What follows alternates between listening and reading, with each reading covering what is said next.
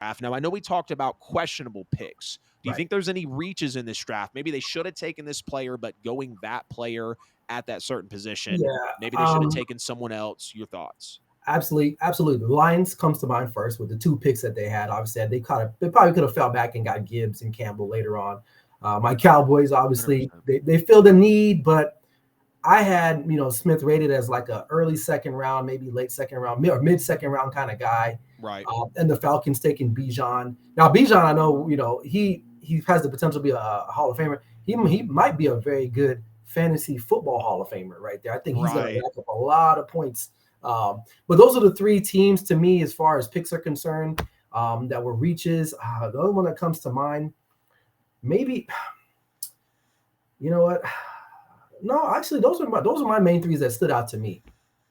No, no worries, man. You're totally good. I'm definitely going to second with some of those that you said as well. I think one that was a reach, Devin Witherspoon going Oh at yeah, number 5. Now that yes, was definitely a Pete Carroll driven pick. I mean, when they started showing his highlights, I'm like, yeah. look, they're But we having to talked knock about folks it. out like, yeah, like Richard Sherman, like Cam Chancellor, maybe feeling like some of those Legion of Boom days coming back around for Seattle. And I'm not saying that that's what they were going for here, but when Right, you look at it felt how that he way. has that dog in him, like a lot of people say, how he's that big hitting corner in the draft, we know that they have a Jamal Adams that Right, plays at that safety position and plays fairly well at his position for what he does. Not the greatest in coverage, of course, but we know what Jamal Adams brings to the table. The reason I think this was a reach is because Tariq Woolen, I think 5th or 6th round corner last year, you know, almost led the league or essentially was tied for the he was league close. lead in Yeah, interceptions as a rookie, being a rookie. late round cornerback pick. And that just made it feel a little confusing. I didn't like to see a corner go this high nonetheless. And the trenches were a big need here for Seattle, whether it's getting to the quarterback or protecting your quarterback.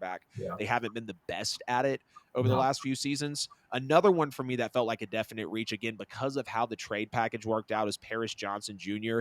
Considering the way the draft was going and then all the draft capital that they moved for him, and we'll get into that trade a little later. right. Jalen Carter was still there.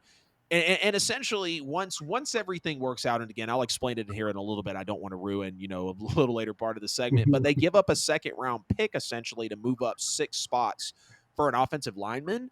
Now, Arizona, again, they need offensive Right. linemen, no question.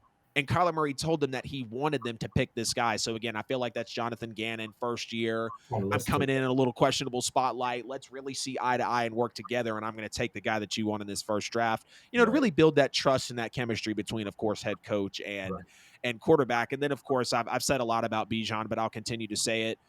The Falcons have had the 22nd, the 32nd, and the 31st in defensive sacks in the NFL in the last 3 years. They haven't made the playoffs in 5 years, and you've taken a tight end with Kyle Pitts at 4, a wide receiver in Drake London at 8 last year, and then at number 8 again this year, you also take Bijan Robinson. And I'm not saying that any of those players are bad, because they're clearly not. Falcons are now becoming that team, and I feel like they've been that team. They're BPA. They're going best player available. But when you look at, you have no consistent defensive line talent outside of Grady Jarrett, who really gets double teamed 24/7, and the quarterback is hardly protected as of late. And you think a running back after going 7-10 for 2 straight years is a solution to your problems? That's where I have a problem with Bijan Robinson. I get it. It's an offensive league. You took the best running back. You took the best, arguably, maybe the best wide receiver. And you clearly took the best tight end we've seen in years over the last 3 drafts. Yeah. But you also haven't really made anything shake to where people are like, oh, here comes Atlanta. Because one, we see the quarterback that's in the room. Two, we see the trenches. I'm all about praising the defense. And as being a Saints fan in the NFC South, I've seen the moves Atlanta is attempting to make. I still think it goes back to head coaching. I still think it goes back to the front office. I love Terry Fontenot. He came from the New Orleans Saints, but this is a very, very, very questionable pick at number 8, and this has to be a reach for me. We talked about Tyree Wilson, Jahmyr Gibbs, Jack Campbell, Van Ness, McDonald. Kalijah Cansey was a little bit of a reach for me because, again, he goes over a Brian Breeze. He goes over a Miles Murphy and Yeah. Nolan Smith. And then, of course, we talked about your boy Mozzie Smith as well.